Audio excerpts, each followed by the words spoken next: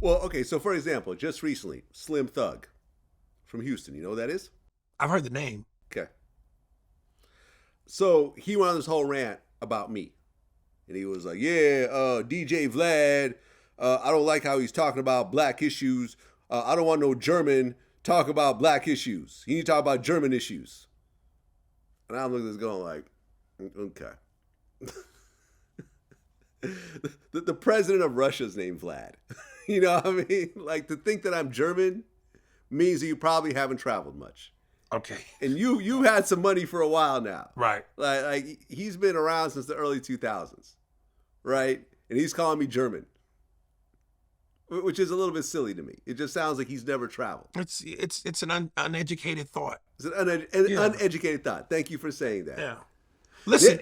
And then he goes on this big rant, which wasn't specifically about me, but you know, because I don't own any music. He's like, yeah, I don't want no Jewish people owning black music.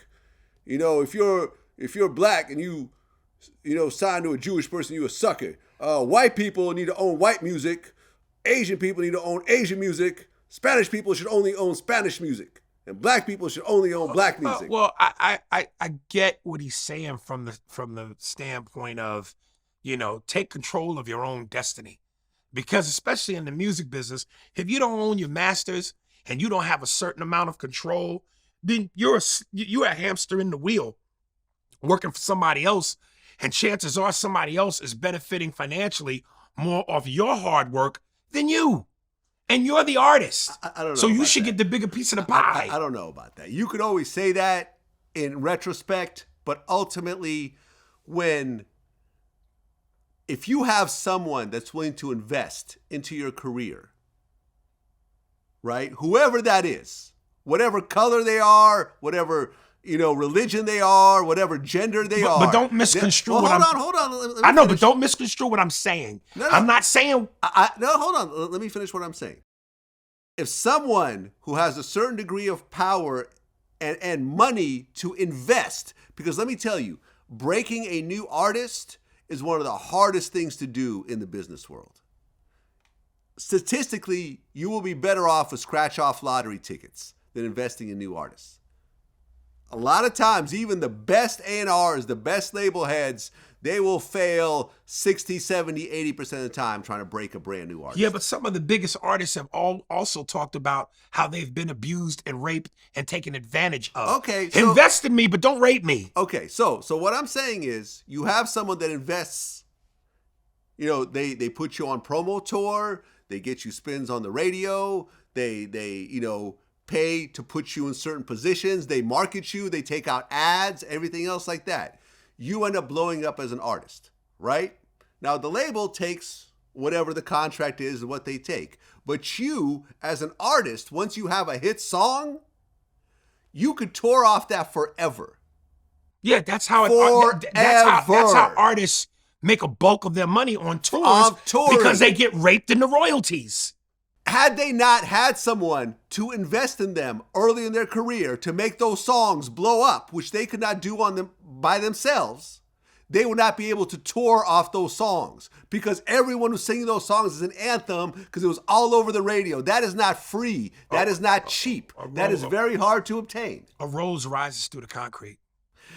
Yes, you like to say that, but walk around the concrete and see how many roses you see. Don't. You see none. The point is one every fucking 100 miles. The point is there's always a way. There's always a way. There's always a way. And when you are truly gifted and truly talented, that is meant, and so much so that you just know. Now, look, are there any guarantees? No. But you can't hold back a Michael Jackson, a Whitney Houston, somebody who is just so supremely gifted.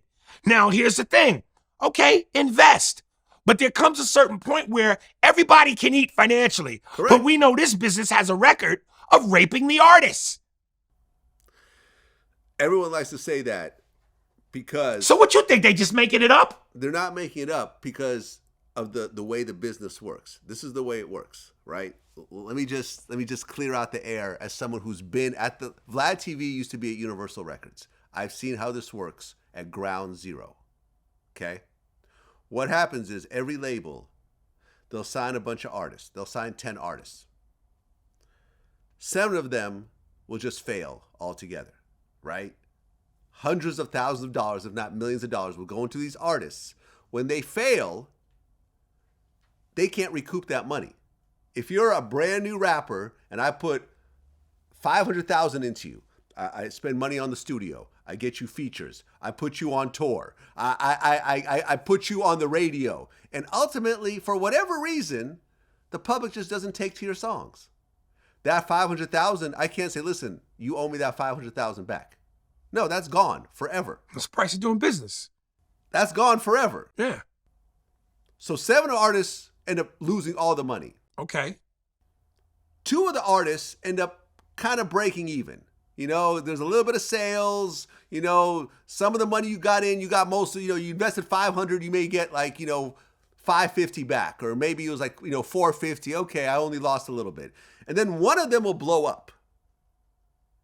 The one that blows up, the money that the label makes from the one that does do really well is used to cover the costs for all the other ones that have failed. And you think that's right? And the artist that blows up will say, this is not fair. It's not. I should get more money. Why should I have to pay for all these artists that failed? Why should they? But this is the way that the business works. So because that's the way it works makes There's it no right. way, there's no way around it. So that's the way it works. There's Just no way because around it. Just because the model has existed as Yes, is, correct. doesn't make it right. This is the way it works.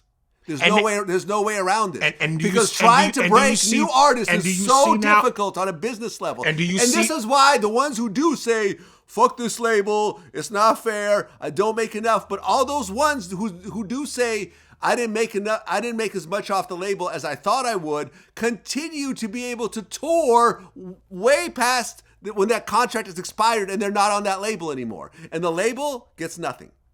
Isn't it wonderful? Do they get any of that tour money? Isn't it a wonderful No. thing? And they shouldn't. But isn't it a This wonderful? is how it all works out in the Isn't wash. it a wonderful place to be now, where you can say fuck the record companies Right. and do it on your own? Right. Exactly. How many major artists do you know right now that have said fuck the record labels and did it on their own? Name one. There's a lot more doing it. Name one. Listen, this You is a can't young. name one. No, don't tell me I can't name None one. of them are major.